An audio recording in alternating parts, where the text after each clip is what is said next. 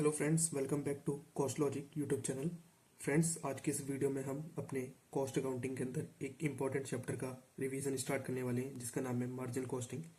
तो आज की इस वीडियो में हम मार्जिन कॉस्टिंग के अंदर जिन जिन टॉपिक्स को कवर करने वाले हैं, उन टॉपिक्स की लिस्ट ये आपके सामने आपकी स्क्रीन पे शो हो रही है। तो इन सारे टॉपिक्स को आज हम अपनी मार्जिन कॉस्टिंग के रिवीजन में कवर करने वाले हैं। तो वीडियो को आप एंड तक ज़रूर देखना ताकि आपका रिवीजन अच्छे से कंप्लीट हो पाए। तो चलिए वीडियो को शुरू करते हैं। हम जैसे कि मार्जिन कॉस्टिंग का रिवीजन करना स्टार्ट कर रहे हैं, तो हमें सबसे पहले ये पता होना चाहिए कि मार्जिन कॉस्टिंग का मतलब क्या होता है। तो मार्जिन कॉस्टिंग, जैसे कि इसके नाम में ही मार्जिन कॉस्ट वर्ड आ रहा है, तो मार्जिन कॉस्ट का मतलब क्या होता है। तो नॉर्मली किसी अगर आप पर्सन से पूछेंगे मार्जिन कॉस्ट का क्या मतलब होता है, तो उसे ऐसे एकदम ही नहीं पता होगा। अगर आपने इस चैप्टर को अच्छे से पढ़ रखा है पहले से, या आप फर्स्ट टाइम भी देख रहे हो इस वीडियो को, तो आपको इसके बाद इसका आंसर पता चल जाएगा कि मार्जिनल कॉस्ट का मतलब क्या होता है। बेसिकली मार्जिनल कॉस्ट एक हमारी ऐसी कॉस्ट होती है जब भी हम अपने प्रोडक्शन में किसी एक्स्ट्रा यूनिट को प्रोड्यूस करते हैं, तो उस टाइम पे जो हमें कॉस्ट बियर करनी पड़ती है उस एक्स्ट्रा यूनिट को प्रोड्यूस करते टाइम पे, तो उस कॉस्ट को हम अपनी मार्जिनल कॉस्ट कहते हैं। इसका सिंपली मतलब ये होता है कि अगर आपने एक ये पेन बनाया है, ठीक है, अब इसके बाद आपने एक एक दूसरा पेन ये बनाया है, तो इस पेन को बनाने में आपकी कॉस्ट कितनी आई और इस पेन को बनाने में आपकी कितनी कॉस्ट आई। तो मान लीजिए सपोज कि आपको इस पेन को बनाने में आपकी 5 रुपये की कॉस्ट आई और इस पेन को बनाने में भी आपकी 5 रुपये की कॉस्ट आई। बट आपने स्टार्टिंग में सिर्फ एक पेन बनाया था, तो आपकी तब कॉस्ट सिर्फ 5 रुपये थी। बट आपने एक और पेन बना लिया, तो अब आपकी टोटल कॉस्ट कितनी होगी, 5 + 5 यानी कि 10 रुपीज़। तो एक इस एक्स्ट्रा पेन को बनाने से आपकी कॉस्ट कितनी बढ़ गई, 5 रुपीज़।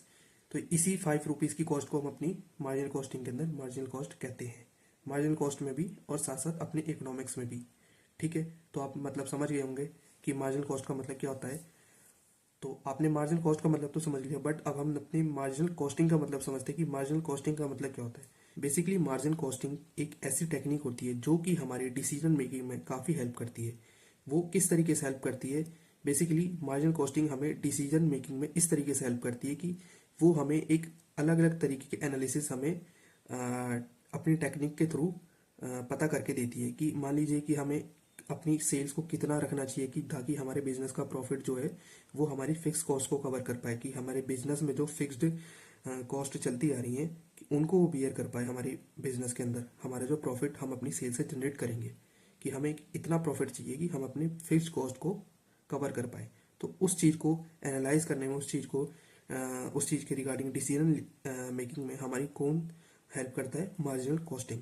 ठीक है, आप समझ गए होंगे मार्जिनल कॉस्टिंग का क्या मतलब होता है। बेसिकली मार्जिनल कॉस्टिंग बस एक सिंपली एक टेक्निक होती है जो कि हमारे बिजनेस के अंदर हमारी टोटल कॉस्ट को वेरिएबल कॉस्ट और फिक्स्ड कॉस्ट में सेग्रीगेट कर देती है, ताकि हम अपने बिजनेस में टोटल कॉस्ट के बेसिस पे आगे डिसीजन मेक कर पाए।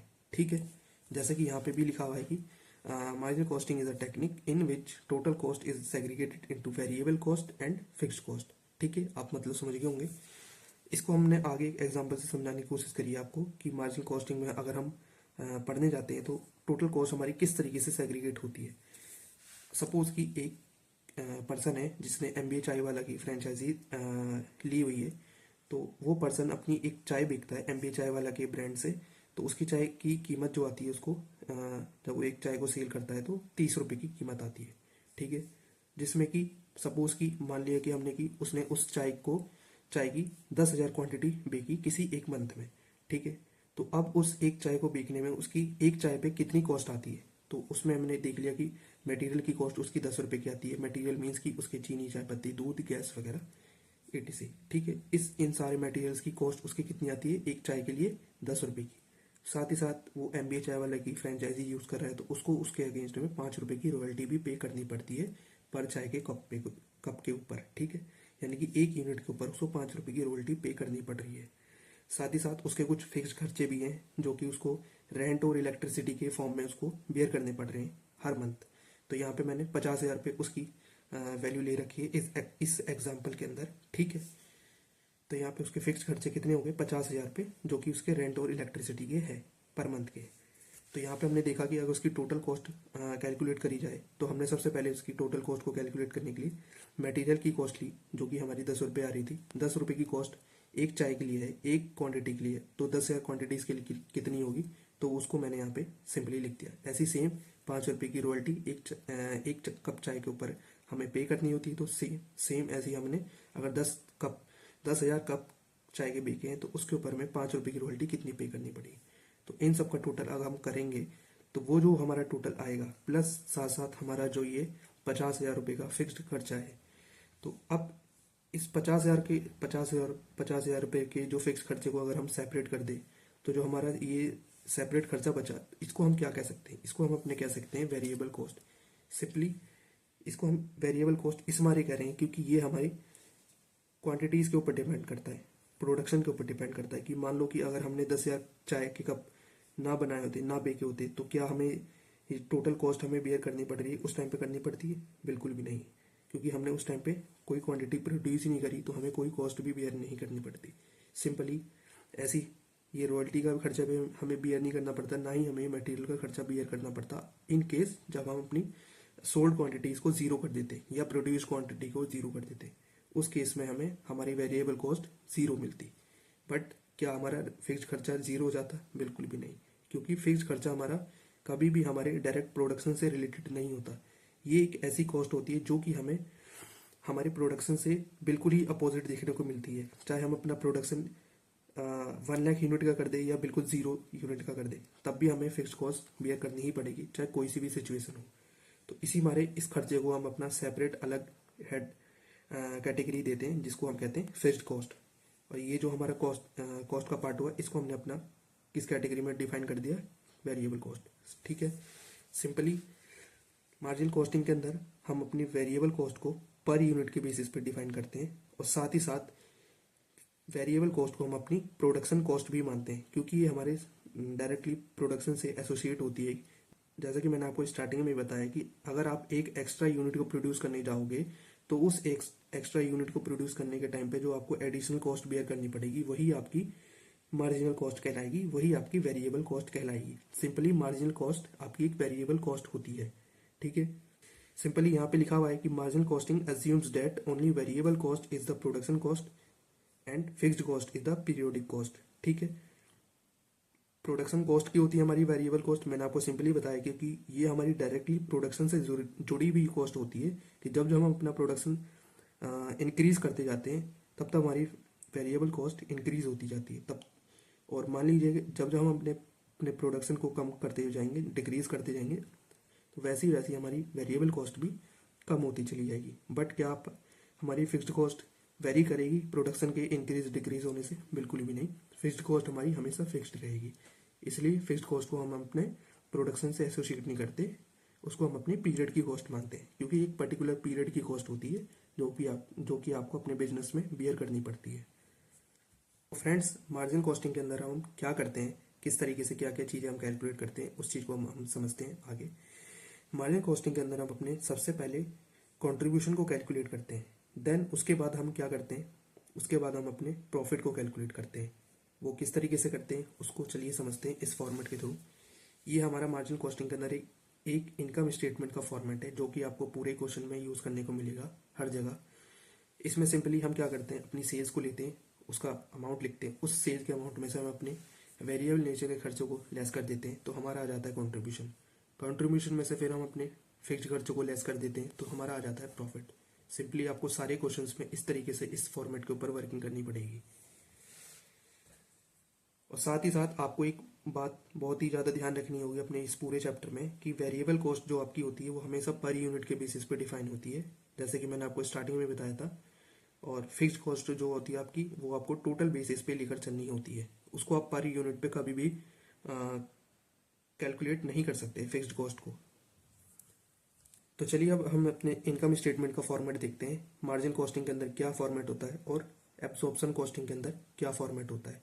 ठीक है, तो मार्जिन कॉस्टिंग के अंदर सिंपली ये फॉर्मेट होता है कि हमारे सेल्स की वैल्यू गिवन होती है, उसमें से हम अपने वेरिएबल खर्चों को लेस कर देते हैं तो हमारा आ जाता है कॉन्ट्रीब्यूशन। कॉन्ट्रीब्यूशन में से हम अपने फिक्स खर्चों को जैसे ही लेस कर देते हैं तो हमारा आ जाता है प्रॉफिट। ये तो फॉर्मेट हो गया हमारा मार्जिनल कॉस्टिंग के अंदर। बट अब हम अपने एब्सॉर्प्शन कॉस्टिंग का भी फॉर्मेट देख लेते हैं। तो यहाँ पे हमारा सिंपली फॉर्मेट जो है उसमें हम अपनी सेल्स की फिगर लेंगे, उस सेल्स की फिगर में से टोटल कॉस्ट को लेस करेंगे। टोटल कॉस्ट किस तरीके से लेस करेंगे, सबसे पहले हम अपनी वेरिएबल नेचर के खर्चों को लेस करेंगे, देन हम अपने फिक्स्ड खर्चों को लेस करेंगे, बट वो फिक्स खर्चे इस तरीके से लेस करेंगे कि जो fixed cost into actual output divide by normal output. ठीक है, कि आपने एक्चुअल आउटपुट कितना जनरेट किया बट आप नॉर्मल आउटपुट कितना जनरेट कर सकते थे, तो इनके प्रोपोर्शन में अपनी फिक्स्ड कॉस्ट को आप कैलकुलेट करोगे और सिंपली उसका अमाउंट यहाँ पे लिख के अपना प्रॉफिट कैलकुलेट कर लो। यहाँ पे आपके माइंड में एक सिंपली क्वेश्चन अराइज होना चाहिए कि क्या मार्जिन कॉस्टिंग और एब्जॉर्प्शन कॉस्टिंग के अंदर जो हमारा प्रॉफिट कैलकुलेट होकर आएगा, क्या वो दोनों ही सेम वैल्यू के प्रॉफिट होने वाले हैं, क्या वो प्रॉफिट डिफरेंट हो सकते हैं। तो चलिए इसको एक क्वेश्चन एक एग्जांपल के थ्रू समझेंगे। ठीक है, तो जैसे कि यहाँ पे एक क्वेश्चन मैंने उसी तरीके से फ्रेम कर रखा है कि अगर कोई पर्सन इस रिवीजन वीडियो को देख रहा है तो उसके माइंड में भी ये सेम क्वेश्चन अराइज होना चाहिए कि when we calculate profit using marginal costing and absorption costing techniques, will the profit will be the same or different? Simply मैंने यही क्वेश्चन आपसे अभी पूछा था। तो चलिए इस क्वेश्चन का आंसर हम अपने एक एग्जाम्पल के थ्रू समझते हैं। इस एग्जाम्पल के अंदर हमने लिया हुआ है कि नॉर्मल प्रोडक्शन कैपेसिटी जो उस पर्टिकुलर बिजनेस की थी ड्यूरिंग द पीरियड की, वो थी 10,000 यूनिट्स, बट एक्चुअल आउटपुट जो उसने जनरेट किया ड्यू टू मार्केट डिमांड वो उसने सिर्फ 9,000 यूनिट्स का ही किया, और सेलिंग प्राइस पर यूनिट हमें गिवन था 100 रुपये, और साथ ही वेरिएबल कॉस्ट पर यूनिट भी हमें गिवन है 70 रुपये। और फिक्स्ड कॉस्ट की बात करें तो जो उसने इनकट करी वो थी उसकी 1,00,000 रुपीज़ उस पर्टिकुलर पीरियड की। सिंपली यहाँ पे हमें एक इनकम स्टेटमेंट बनानी होगी under the margin costing technique and absorption costing technique. तो यहाँ पे हम अपनी मार्जिन कॉस्टिंग टेक्निक के अंदर और एब्जॉर्प्शन कॉस्टिंग टेक्निक के अंदर एक इनकम स्टेटमेंट का फॉर्मेट छोटा सा बनाएंगे, वहाँ पे देखेंगे क्या हमारा प्रॉफिट कैलकुलेट हो रहा है। तो सिंपली हमने यहाँ पे अपनी सेल्स की वैल्यू मेंशन कर दी कि हमने 9,000 क्वांटिटीज़ बेची 100 रुपये पर यूनिट के सेलिंग प्राइस पे, तो 9,00,000 रुपये की हमारी सेल्स वैल्यू हो गई, जिसमें कि हमने अपने वेरिएबल नेचर के खर्चों को लेस कर दिया, जिसकी वैल्यू थी 6,30,000 9,000 यूनिट के ऊपर। तो हमारा कॉन्ट्रीब्यूशन जो एंड में निकल के आया वो था 2,70,000। अब इस 2,70,000 रुपये में से हमने अपने फिक्स खर्चे जो हमारे हुए थे 1,00,000 रुपये को डायरेक्ट यहाँ पे माइनस करके शो कर दिया, तो हमारा प्रॉफिट आ गया एंड में 1,70,000। और अब देखते हैं कि एब्जॉर्प्शन कॉस्टिंग के अंदर हमारा प्रॉफिट कितना आया निकल के। तो यहाँ पे हमारी सिंपली सेल्स की फिगर तो सेम ही रहने वाली है 9,00,000 रुपये। टोटल कॉस्ट क्या सेम हो कि नहीं, टोटल कॉस्ट में वेरिएबल कॉस्ट हमारा सेम रहेगा, क्योंकि वेरिएबल कॉस्ट हमारा जो होता है प्रोडक्शन के बेसिस पे हमेशा डिपेंड करता है, जितनी प्रोडक्शन होगी उतना ही हमारा वेरिएबल कॉस्ट इंकर होगा। बट फिक्स्ड कॉस्ट हम यहाँ पे एब्जॉर्प्शन कॉस्टिंग के अंदर जैसे कि मैंने आपको बताया था कैसे चार्ज करते हैं कि हमारे 1,00,000 रुपये का खर्चा हुआ तो सही, बट वो हम उस प्रोपोर्शन में कैलकुलेट करेंगे जिस प्रोपोर्शन में हमारा एक्चुअल आउटपुट और नॉर्मल आउटपुट था। तो हमने हमारा जो बिजनेस का तो हमारे जो बिजनेस की नॉर्मल आउटपुट कैपेसिटी थी वो थी 10,000 यूनिट। तो सिंपली हमने इस 1,00,000 के खर्चे को 10,000 यूनिट से डिवाइड कर दिया और उसको देन मल्टीप्लाई कर दिया हमने अपने एक्चुअल आउटपुट से, जो कि थी हमारी 9,000 क्वांटिटीज़। तो यहाँ पे हमारी फिक्स कॉस्ट की वैल्यू निकल के आ गई 90,000। तो यहाँ पे हमारी बिजनेस की टोटल कॉस्ट निकल के आ गई 6,30,000 प्लस 90,000 यानी कि 7,20,000। उसको हमने यहाँ से लेस कर दिया अपने सेल्स में से, तो हमारी प्रॉफिट की वैल्यू होगी 1,80,000। तो यहाँ पे आपने देखा एब्जॉर्प्शन कॉस्टिंग के अंदर और मार्जिन कॉस्टिंग के अंदर हमारे टोटल कॉस्ट का बस डिफरेंस आया कि हमारी यहाँ पे टोटल कॉस्ट कितनी थी। फिक्स कॉस्ट हमने 1,00,000 रुपये से चार्ज करी थी जितनी हमने इनकट करी, बट यहाँ पे हमने अपनी फिक्स कॉस्ट को क्या 1,00,000 रुपये से चार्ज किया? नहीं, यहाँ पे हमने अपनी फिक्स कॉस्ट को सिर्फ 90,000 से चार्ज किया, क्योंकि यहाँ पे हमने अपने फिक्स खर्चों को एक्चुअल आउटपुट के बेसिस पे एब्जॉर्ब किया है। ठीक है, तो यहाँ पे आपके माइंड में एक डाउट आ रहा होगा कि यहाँ पे हमने 1,00,000 रुपये की फिक्स कॉस्ट जो हमने इनकर करी सेम उसी अमाउंट से यहाँ पे हमने उसको चार्ज कर दिया, बट यहाँ पे हमने सेम अमाउंट से चार्ज ना करके कम अमाउंट से चार्ज किया। तो अब वो जो कम अमाउंट से चार्ज किया तो उसके बाद जो डिफरेंस आया इनका, वो डिफरेंस कितना आया? ये 10,000 रुपीज़ का। तो इसको हम क्या करेंगे? बेसिकली इसको हम अपने प्रॉफिट से राइट ऑफ करेंगे, क्योंकि एक्चुअल में तो हमने खर्चा 1,00,000 रुपये का ही किया ना, बट हमने उसको 90,000 चार्ज किया। तो बाकी का जो बचा हुआ 10,000 रुपये का अमाउंट था उसको हम अपने प्रॉफिट से राइट ऑफ कर देंगे बेसिकली। ठीक है, बट एब्जॉर्प्शन कॉस्टिंग और मार्जिन कॉस्टिंग के अंदर जो आपको डिफरेंस था वो अब शायद से आपको क्लियर हो चुका होगा कि कभी भी हमें एब्जॉर्प्शन कॉस्टिंग और मार्जिन कॉस्टिंग के अंदर जो हमारा प्रॉफिट कैलकुलेट होता है वो सेम नहीं मिलेगा। सेम इस वजह से नहीं मिलेगा जो इनकी यहाँ पे फिक्स्ड कॉस्ट को चार्ज करने की जो कंडीशंस हैं। ठीक है, आपको क्लियर हो गया होगा। चलिए आगे बढ़ते हैं। तो चलिए फ्रेंड्स, अब हम अपने इंपॉर्टेंट पॉइंट्स को एक बार गो थ्रू कर लेते हैं कि कौन कौन से ऐसे पॉइंट्स हैं कि जो कि हमें बिल्कुल ही अपने माइंड में क्लियर होने चाहिए अगर हम अपनी मार्जिनल कॉस्टिंग का रिवीजन कर रहे हैं या मार्जिनल कॉस्टिंग को पढ़ रहे हैं। तो यहाँ पे मैंने पॉइंट वाइज आपके लिए इंपॉर्टेंट पॉइंट्स लिख रखे हैं कि पहला पॉइंट है कि जिसमें कि लिखा है कि V C equals to M C plus L C plus D E plus variable overhead. M C means हमारी material cost, L C means labour cost plus D E means direct expense, and V O H का मतलब तो आपको पता ही था, variable overhead. तो यहाँ पे हमारी जो वेरिएबल कॉस्ट बनती है वो हमारी मटेरियल कॉस्ट को मिला के, लेबर कॉस्ट को मिला के, डायरेक्ट एक्सपेंसेस को मिला के, बेसिकली इन तीनों के एक्सपेंस को हम अगर मिला दे तो ये हमारी प्राइम कॉस्ट बन जाती है। तो हम सिंपली कह सकते हैं कि हमारी जो वेरिएबल कॉस्ट होती है prime cost plus variable overhead का सम होती है। ठीक है, और हमारी जो वेरिएबल ओवरहेड की कॉस्ट होती है वो कैसे होती है कैलकुलेट। तो वेरिएबल ओवरहेड के अंदर हमारे सबसे पहले वेरिएबल फैक्ट्री ओवरहेड इंक्लूड होता है, उसके अंदर फिर हमारा वेरिएबल एडमिन ओवरहेड इंक्लूड होता है, देन हमारा वेरिएबल सेलिंग ओवरहेड इंक्लूड होता है। अगर हम इन तीनों वेरिएबल ओवरहेड्स को मिला दें अलग अलग डिपार्टमेंट के तो हमारा मिल जाता है वेरिएबल ओवरहेड। तो यहाँ पे आपको एक चीज बिल्कुल ही ध्यान रखनी होगी कि जो हमारे वेरिएबल कॉस्ट होती है वो हमारे वेरिएबल ओवरहेड से हमेशा ज़्यादा होती है। वो इस वजह से ज़्यादा होती है क्योंकि हमारी जो वेरिएबल कॉस्ट होती है वो सम होती है इन प्राइम कॉस्ट का, देन वो सम होती है इसका, यानी कि इन दोनों prime cost plus variable overhead को मिला दे तब जाके हमारी मिलती है वेरिएबल कॉस्ट। इस वजह से हमारी वेरिएबल कॉस्ट वेरिएबल ओवरहेड से ज़्यादा होती है। ठीक है, थर्ड है हमारा point, variable cost per unit को किस तरीके से कैलकुलेट कर सकते हैं हम। अगर हम अपनी टोटल कॉस्ट को ले लें और बेसिकली अगर हम अपने टोटल कॉस्ट के चेंज को ले लें और उस टोटल कॉस्ट के चेंज को अगर हम टोटल चेंज इन क्वांटिटी से डिवाइड कर दें तो हमारी वेरिएबल कॉस्ट पर यूनिट हमें मिल जाएगी।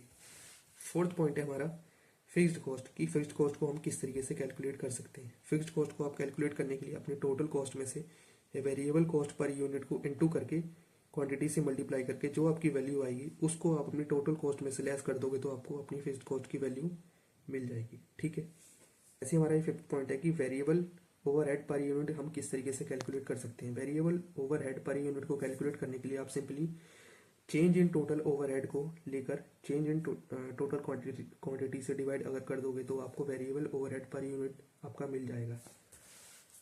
सिक्स पॉइंट है हमारा फिक्स्ड ओवरहेड को किस तरीके से कैलकुलेट करें। फिक्स्ड कॉस्ट फिक्स्ड ओवरहेड जो होता है हमारा उसको आप टोटल ओवरहेड अगर ले, फिक्स्ड ओवरहेड को कैलकुलेट करने के लिए आप सिंपली टोटल ओवरहेड में से क्या करोगे, आप वेरिएबल ओवरहेड पर यूनिट को मल्टीप्लाई कर दोगे टोटल क्वांटिटी से और उसके बाद जो वैल्यू आएगी उस वैल्यू को टोटल ओवरहेड में से टोटल ओवरहेड की वैल्यू में से लेस कर दोगे तो आपको आपका वेरिएबल फिक्स्ड ओवरहेड की वैल्यू आपको मिल जाएगी। ठीक है, सेवंथ पॉइंट है हमारा फिक्स्ड कॉस्ट। फिक्स्ड कॉस्ट को कैलकुलेट करने के लिए आपको क्या करना है, सिंपली आपको फिक्स्ड ओवरहेड लेने, जो आपके फिक्स्ड ओवरहेड होते हैं वही आपकी फिक्स्ड कॉस्ट बनते हैं बेसिकली। तो फिक्स्ड ओवरहेड हमारे कौन कौन से होते हैं, फिक्स्ड फैक्ट्री ओवरहेड होते हैं, फिक्स्ड एडमिन ओवरहेड होते हैं, फिक्स्ड सेलिंग ओवरहेड होते हैं। बेसिकली ये तीन डिपार्टमेंट के अलग अलग अगर हम यहाँ के फिक्स्ड ओवरहेड को सम कर लें तो हमारा फिक्स्ड ओवरहेड मिल जाएगा जो कि हमारा फिक्स्ड कॉस्ट कहलाता है। ठीक है, एट्थ पॉइंट है हमारा जो कि मैंने आपको स्टार्टिंग में बताया था इस इंपॉर्टेंट पॉइंट की लिस्ट में कि वेरिएबल कॉस्ट जो होती है हमारी कभी भी हमारी वेरिएबल ओवरहेड के इक्वल नहीं होती, ये हमेशा इससे ग्रेटर देन होती है। क्यों, क्योंकि वेरिएबल कॉस्ट हमारी प्राइम कॉस्ट के साथ वेरिएबल ओवरहेड को जब हम जोड़ देते हैं तब हमारी वेरिएबल कॉस्ट हमें मिलती है। तो कभी भी हमारी वेरिएबल कॉस्ट वेरिएबल ओवरहेड से इक्वल नहीं हो सकती, ये हमेशा इससे ज़्यादा ही होगी। ठीक है, नाइन्थ पॉइंट है हमारा प्रॉफिट। प्रॉफिट हम किस तरीके से कैलकुलेट करें। प्रॉफिट कैलकुलेट करने के लिए ऐसे तो बहुत सारे मेथड है जो कि अभी हम आगे फॉर्मूलेज में समझेंगे। सिंपली यहाँ पे आपको समझने के लिए मैंने एक इंपॉर्टेंट पॉइंट लिख दिया है कि कंट्रीब्यूशन में से अगर आप अपने फिक्स्ड खर्च को लेस कर दो तो आपका प्रॉफिट आपको मिल जाएगा। 10th पॉइंट है हमारा कि मार्जिनल कॉस्टिंग। मार्जिनल कॉस्टिंग के अंदर हम क्या करते हैं, अपने फिक्स्ड खर्चों को किस तरीके से चार्ज करते हैं कि जो हमारे फिक्स्ड खर्चे चार्ज होते हैं वो हमारे किसके इक्वल होते हैं, फिक्स्ड कॉस्ट इनकर के। कि जो भी हमने अपनी फिक्स्ड कॉस्ट इनकर करी होती है, जो भी हमने अपनी जेब से फिक्स्ड कॉस्ट पे करी होती है, उसी अमाउंट को हम अपने इनकम स्टेटमेंट में फिक्स्ड कॉस्ट के रूप में चार्ज कर लेते हैं। बट एब्जॉर्प्शन कॉस्टिंग के अंदर अभी जैसा कि आपने एक एग्जांपल के थ्रू भी समझा था कि फिक्स्ड कॉस्ट को हम डायरेक्टली चार्ज नहीं करते, किसके इक्वल, इनकर के इक्वल, वो हम मार्जिनल कॉस्टिंग के अंदर करते थे, ठीक है। बट हम अपने एब्जॉर्प्शन कॉस्टिंग के अंदर फिक्स्ड खर्चों को किस तरीके से चार्ज करते हैं उसका यहाँ पे आपको एक फॉर्मूला दिया गया है कि जो कि मैंने आपको अब एग्जांपल में समझाया था कि फिक्स्ड कॉस्ट को या फिक्स्ड कॉस्ट इनकर्ड को अगर डिवाइड कर दें नॉर्मल आउटपुट से और उसको मल्टीप्लाई कर दें एक्चुअल आउटपुट से, तो आपकी फिक्स्ड कॉस्ट चार्ज की वैल्यू आपको मिल जाएगी अंडर एब्जॉर्प्शन कॉस्टिंग, ठीक है।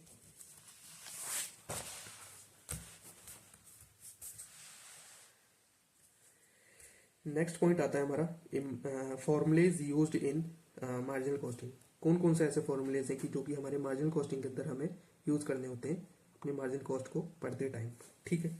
तो पहला फॉर्मूला आता है हमारे कंट्रीब्यूशन का, कि कंट्रीब्यूशन हम किस किस तरीके से कैलकुलेट कर सकते हैं। एक बात आपको याद रखनी होगी कि मार्जिनल कॉस्टिंग के अंदर आपको इतने सारे फॉर्मूले जो आपको अभी देखने को मिलेंगे वो एक्चुअल में इतने सारे होते नहीं है, वो एक ही दो फॉर्मूलों के बेसिस पे कई सारे फॉर्मूले एक्सटेंड होते चले जाते हैं। वो तो आपको सिंपली जब आप क्वेश्चन करने बैठोगे तो आपकी लॉजिक्स जब बिल्ड होने लगेंगे तो आपको धीरे धीरे वो चीज़ें सारी क्लियर होने लगेंगी, कौन सा फॉर्मूला किस वजह से हमारा कहाँ से बन रहा है, ठीक है। तो आपको सिंपली क्या करना है, आपको कॉन्सेप्चुअली लॉजिक बिल्ड करने की कौन सा फॉर्मूला किस तरीके से कैसे बिल्ड हो रहा है। तो पहला फॉर्मूला है हमारा कंट्रीब्यूशन का, कि कंट्रीब्यूशन हम किस तरीके से कैलकुलेट करेंगे। पहला इसका पॉइंट है कि पहले पॉइंट में आप कंट्रीब्यूशन को कैलकुलेट करने के लिए सिंपली अपनी सेल्स में से वेरिएबल कॉस्ट को अगर लेस कर दो तो आपका कंट्रीब्यूशन आपको मिल जाएगा। सेकंड पॉइंट में अगर आप जाओ कंट्रीब्यूशन को कैलकुलेट करने के लिए तो यहाँ पे आप अपने फिक्स खर्चों में से अगर प्रॉफिट को ऐड कर दो तो आपका कंट्रीब्यूशन आपको मिल जाएगा। थर्ड पॉइंट में अगर आप अपनी क्वांटिटी सोल्ड को कंट्रीब्यूशन पर यूनिट से इनटू कर दो तो आपको कंट्रीब्यूशन तब भी आपका कैलकुलेट होकर मिल जाएगा। ऐसे ही फोर्थ पॉइंट में अगर आप अपनी सेल्स वैल्यू को पीवी रेशियो से मल्टीप्लाई कर दो तब भी आपको आपका कंट्रीब्यूशन का अमाउंट मिल जाएगा, ठीक है। कंट्रीब्यूशन का फॉर्मूलेज आपको क्लियर हो गए होंगे चारों के चारों, ठीक है। अब चलते हैं अपने नेक्स्ट पॉइंट की तरफ जो है हमारा break even sales. Break even sales क्या होती है? ब्रेक इवन सेल्स हमारी वो सेल होती है जो कि हमारी बिजनेस की फिक्स्ड कॉस्ट को कवर करती है। बेसिकली वो एक ऐसा पॉइंट होता है बिजनेस का ब्रेक इवन पॉइंट जहाँ पे हमारे बिजनेस की position no profit no loss में होती है, कि जहाँ पे हमने जितना भी हमने प्रॉफिट कमाया वो सारा का सारा हमारा प्रॉफिट फिक्स्ड कॉस्ट को कवर कर लेता है, यानी कि हमारी जो फिक्स्ड कॉस्ट है वो उससे कवर हो जाती है, ठीक है। ब्रेक इवन पॉइंट आपको क्लियर हो गया। ब्रेक इवन पॉइंट को हम ब्रेक इवन क्वांटिटीज या ब्रेक इवन सेल्स भी कह सकते हैं। अगर हम अपने ब्रेक इवन पॉइंट को क्वांटिटीज के टर्म्स में डिफाइन करना चाहें कि हम कितनी क्वांटिटीज बेचें कि हमें ब्रेक इवन पॉइंट हमारे बिजनेस का मिल जाए, तो उस केस में हम अपने ब्रेक इवन पॉइंट को ब्रेक इवन क्वांटिटी भी कह सकते हैं। तो जैसे कि मैंने यहाँ पे लिखा हुआ है कि break even sales in units, यानी कि ब्रेक इवन सेल्स हमें चाहिए क्वांटिटीज के बेसिस पे। तो उसको कैलकुलेट करने के लिए आपको सिंपली क्या करना है, पहले पॉइंट में फिक्स्ड कॉस्ट को आप अपने कंट्रीब्यूशन पर यूनिट से अगर आप डिवाइड कर दो तो आपको आपका ब्रेक इवन क्वांटिटी का अमाउंट मिल जाएगा। सेकंड पॉइंट में लिखा हुआ है कि एक्चुअल सेल्स में से अगर हम अपने मार्जिन ऑफ सेफ्टी वाली सेल्स को, कौन सी सेल्स को, मार्जिन ऑफ सेफ्टी वाली सेल्स इन यूनिट्स, एंड ऐसी एक्चुअल सेल्स इन यूनिट्स में से अगर हम अपनी marginal sales of in units को माइनस कर दें तो हमारी ब्रेक इवन क्वांटिटीज का अमाउंट हमें मिल जाएगा। सेम ऐसे ही थर्ड पॉइंट में अगर हम अपने break even sales in values, यहाँ पे लिखा है ना break even sales in rupees यानी कि इन वैल्यूज को अगर हम डिवाइड कर दे सेलिंग प्राइस पर यूनिट से तब भी हमें अपनी ब्रेक इवन क्वांटिटीज का अमाउंट मिल जाएगा, ठीक है। फोर्थ पॉइंट में यहाँ पे लिखा है कि एक्चुअल सेल्स इन यूनिट्स को अगर हम मल्टीप्लाई कर दे ब्रेक इवन सेल्स रेशियो से तब भी हमें अपनी ब्रेक इवन क्वांटिटी का अमाउंट मिल जाएगा, ठीक है। यहाँ पे थर्ड पॉइंट में ब्रेक इवन सेल्स की बात हो रही है, break even sales in value. इससे पहले हमने देखा था सेकंड पॉइंट में break even sales in units. यहाँ पे हम देख रहे हैं break even sales in value, कि अगर हमें अपने ब्रेक इवन सेल्स को वैल्यू में कैलकुलेट करना हो रुपीज के टर्म्स में तो वो कैसे कैलकुलेट करेंगे। उसके लिए आपके लिए यहाँ पे 4 फॉर्मूले गिवन है। पहला फॉर्मूला इस तरीके से कि फिक्स्ड कॉस्ट को अगर हम अपने पीवी रेशियो से डिवाइड कर दें तो हमारी ब्रेक इवन सेल्स की वैल्यू हमें मिल जाएगी। सेकंड पॉइंट पे अगर हम अपनी एक्चुअल सेल्स को माइनस कर दे, एक्चुअल सेल्स इन वैल्यू को माइनस कर दे margin of safety sales in value में से, तो हमारी ब्रेक इवन सेल्स की वैल्यू हमें मिल जाएगी। थर्ड पॉइंट में अगर हम अपनी break even sales in units को मल्टीप्लाई कर दे सेलिंग प्राइस पर यूनिट से तब भी हमें अपनी ब्रेक इवन सेल्स की वैल्यू मिल जाएगी। फोर्थ फॉर्मूले में अगर हम अपने एक्चुअल सेल्स को मल्टीप्लाई करा दे ब्रेक इवन सेल्स रेशियो से, तब भी हमें अपनी break even sales in rupees की वैल्यू मिल जाएगी।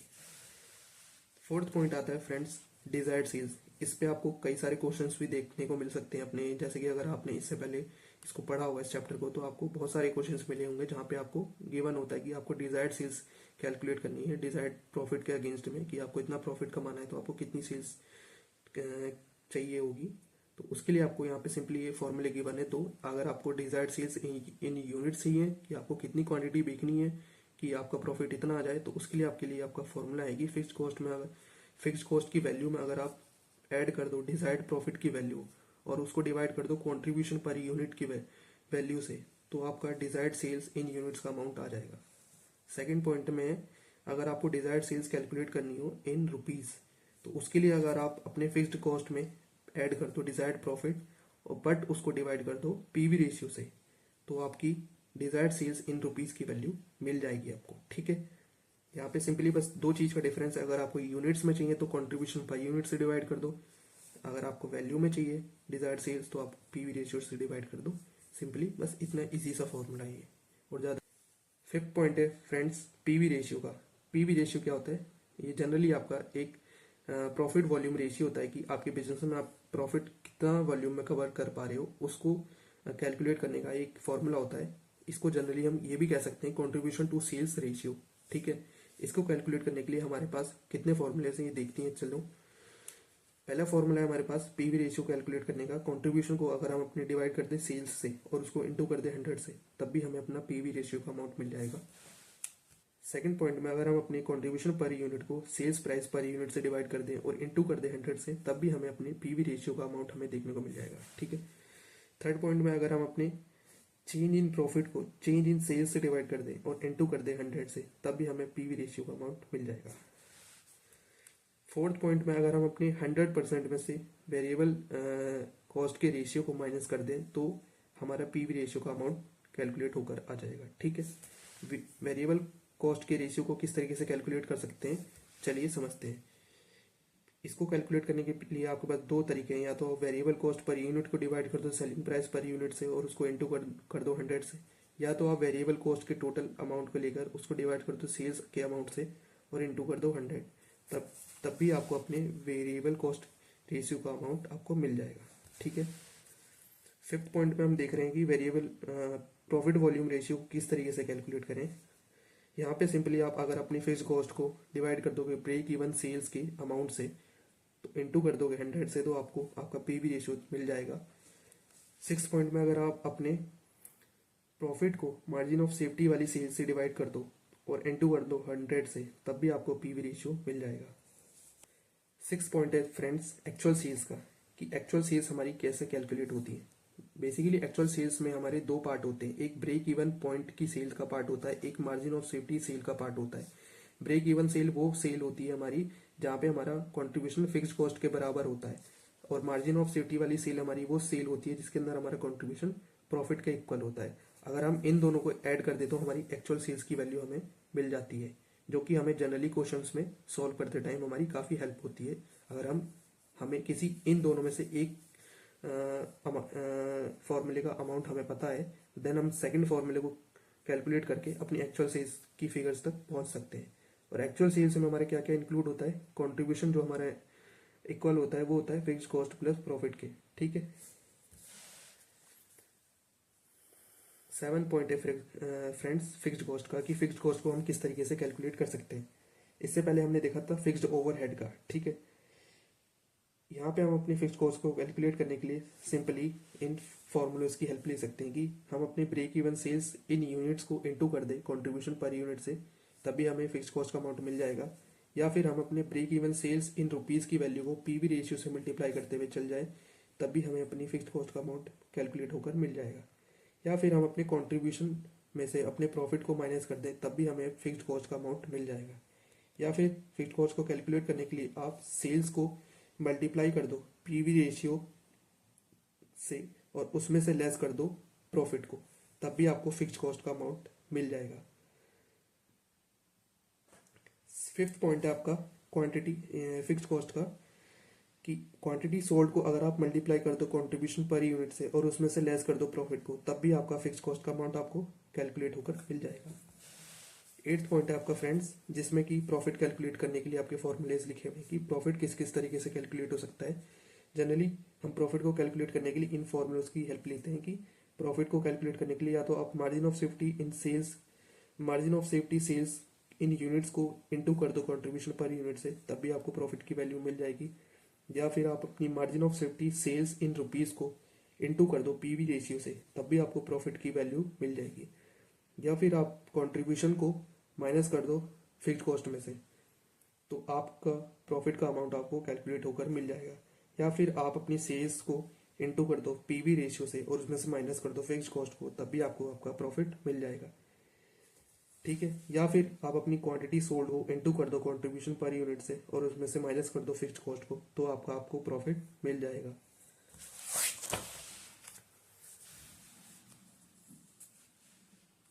नाइन्थ पॉइंट है फ्रेंड्स आपका margin of safety in units. अगर हमें मार्जिन ऑफ सेफ्टी वाली सेल्स इन यूनिट्स कैलकुलेट करनी है तो उसके लिए हमारे पास कौन कौन से फॉर्मूलेस हैं।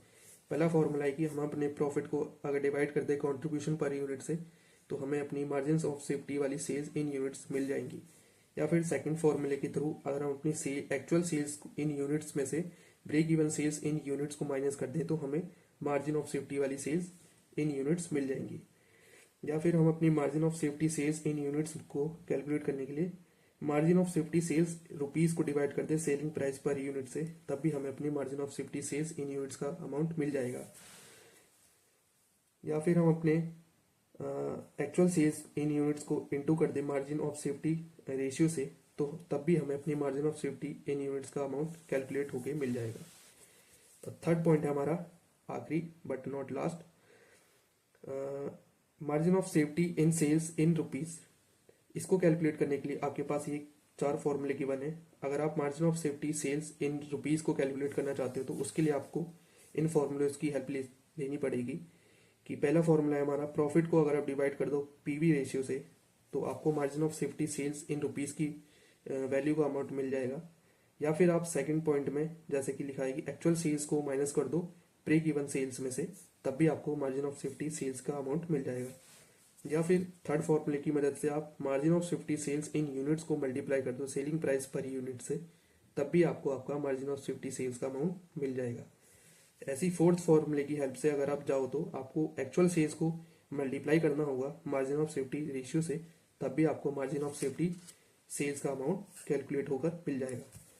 तो फ्रेंड्स, इस लेक्चर में मैंने आपको आपके मार्जिनल कॉस्टिंग से रिलेटेड जितने भी थ्योरेटिकल कॉन्सेप्ट्स थे या उसके फॉर्मूलेज थे या फिर उसके इंपॉर्टेंट पॉइंट्स थे, वो सारे आपके साथ डिस्कस कर दिए हैं। नेक्स्ट पार्ट में क्वेश्चंस की प्रैक्टिस करेंगे और साथ ही साथ एमसीक्यूज की भी प्रैक्टिस करेंगे, जिसके साथ आपके मार्जिनल कॉस्टिंग का रिवीजन आपका फुल फ्लैश तरीके से कंप्लीट हो जाएगा। तो चलिए अगली पार्ट में मिलते हैं।